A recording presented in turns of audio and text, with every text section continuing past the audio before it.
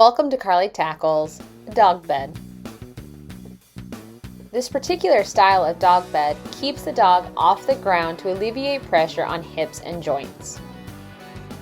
I did some research online to determine the size of the dog bed. My dog is going to be up to 80 pounds, so she kind of falls in the large and extra large categories. Most of the dog beds are around 42 to 48 inches in length and anywhere from 25 to 30 inches in width. So I picked the best dimensions that worked for my space. Another component in determining your dimensions is the thickness of straps that you're going to use. Nylon straps come in 1.5 inches, 1 inch, and 2 inch. For this project, I'm using 2-inch straps. I wanted to make sure that the internal dimensions was divisible by 2, and then I added 1/4 inch. So if you're looking at this picture, I'm 20 1/4 in width and 34 1/4 in length, and that will ensure that my straps fit nicely and I don't have any huge gaps at one end or another because I couldn't fit them in. And that also determined the size of dog bed. I start by cutting the ends off the board at a 45-degree angle. Then I measure out the lengths for my dog bed and mark the measurement with my speed square. And then I roll the board over, and using the 45-degree angle on the speed square, I draw the line. This is also a great spot to double check to make sure you're drawing the 45-degree angle at the right direction. You may have to adjust your miter saw to the other 45 depending on how you drew the line. Once it's set, make your cuts. And repeat this process with the other boards. I like to use Irwin's quick grip clamps with their corner accessory. The corner accessory holds 2 boards at a 90-degree angle, and on the outside gives you plenty of room to drill and screw in your holes while still holding the boards in place. I'm using a Countersink drill bit, and then I'm driving in the screws with an impact driver. I plan on using wood filler to go over the screw holes. I like to drive in each screw a little bit at a time and then alternate between the two. I sometimes have trouble with 2 45-degree angles shifting when I just try to drive in one screw, and that leaves a little gap. But if I alternate the screws, I don't have that problem. So this is a technique that you can try for yourself.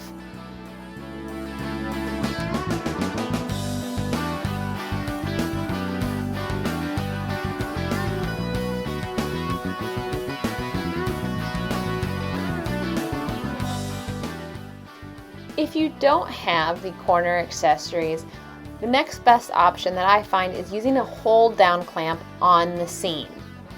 It still helps hold the 2 pieces together and they don't shift as much. They still can move a little bit because you're only clamping in one small area. So you still need to be careful that you don't push too hard, that you shift your board when you're pre-drilling and driving in your screws. Regardless of how you clamp the 2 boards together, I still alternate driving in the screws a little at a time. You're going to repeat this process until all 4 of your pieces are connected together.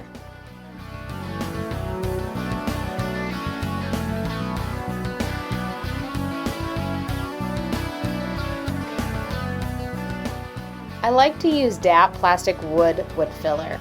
I apply the wood filler to my seams as well as the outside and insides of the corner just to help blend the lines together. I'm also going to fill over the screw holes that we put on each side of the boards.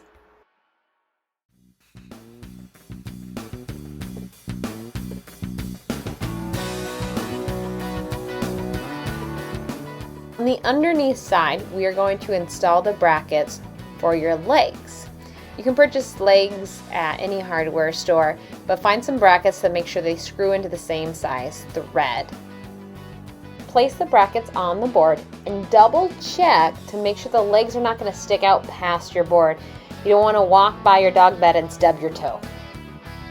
When you're ready, remove the leg and pre-drill the holes in the bracket. For this, I like to use a self-centering drill bit. It's perfect for hinges and other hardware. You may notice that I drilled one hole and then I drove in the screw, and after that I pre-drilled the other holes. This way I don't pre-drill one hole and then accidentally slide the bracket somewhere else and then my holes are mismatched.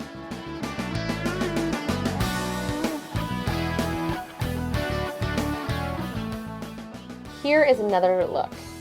Make sure the bracket is in far enough that your legs don't stick out.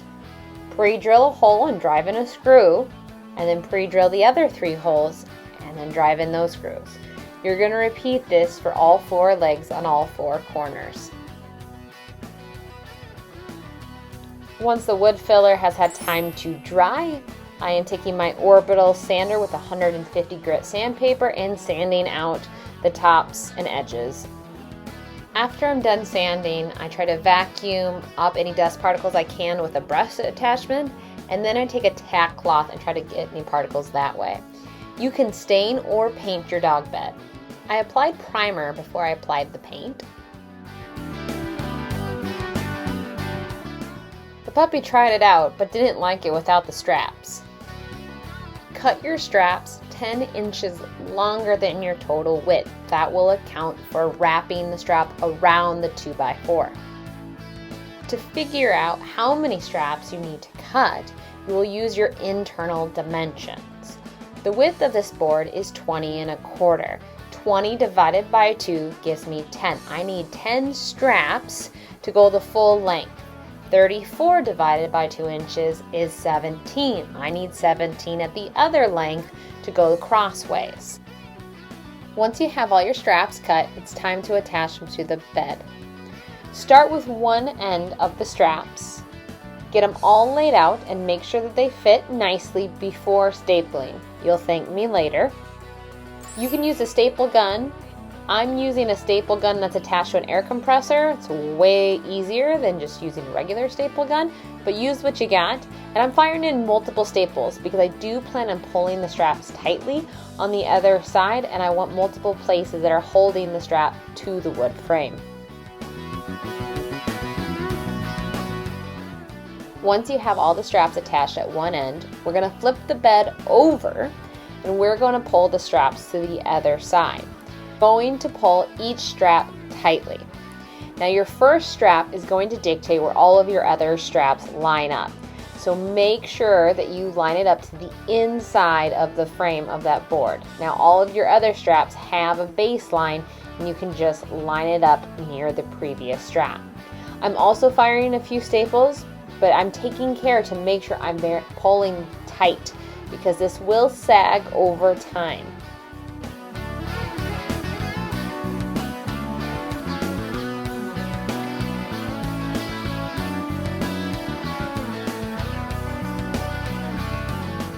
You're going to keep doing this until all of these straps are fastened on both sides of your bed.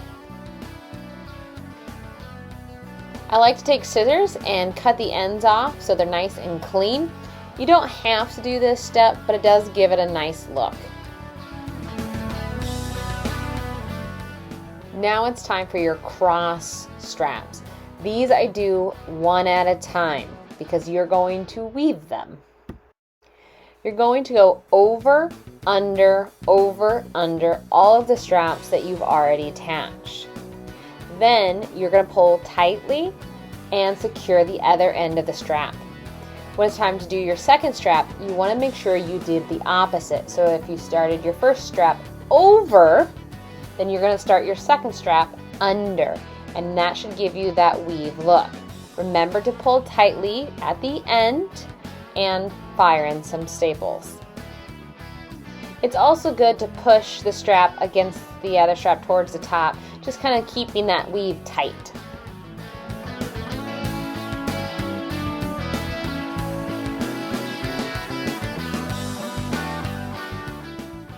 This weave technique can be used for other things besides dog beds. I also implemented this in a hammock for our cats in their catio.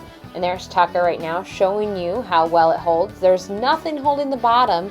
It's just that weave is very strong and supportive. You're going to apply this weave technique all the way through to the very end. Just make sure you're alternating. Your last strap can be a tad bit more difficult because you don't have all of the extra room in the straps. You ran out of space basically. It is okay to weave over the 2x4 if you need more room for your hands, and then you can pull it away from the boards and back into the center. Again, I like to trim off the excess to give it that clean look. 100% optional. For the last step, I'm going to use upholstery nails. You can find these in the specialty fastener section at your hardware store. This last step is 100% cosmetic. You don't have to do this unless you want to. But I do kind of like the look that these nails add to the dog bed. They class it up a little. You can find these in different colors. I think my hardware store had them in nickel, brass, and an antique brass. So you can kind of match whatever color of straps and style that you're going for in your dog bed. I push the pin in the middle with my thumb just a little bit to get it to catch, and then I very lightly tap on a hammer. This is not something that you have to force, just lightly tap it in. And you're done. Your dog bed is ready for your dog. I let Tootsie, my golden doodle, test it out before the puppy. She's about 75 pounds and those straps hold up really well. She has her own bed in a different color. Macy came to check it out, see what Tootsie was laying on, and she seemed very interested in this new dog bed.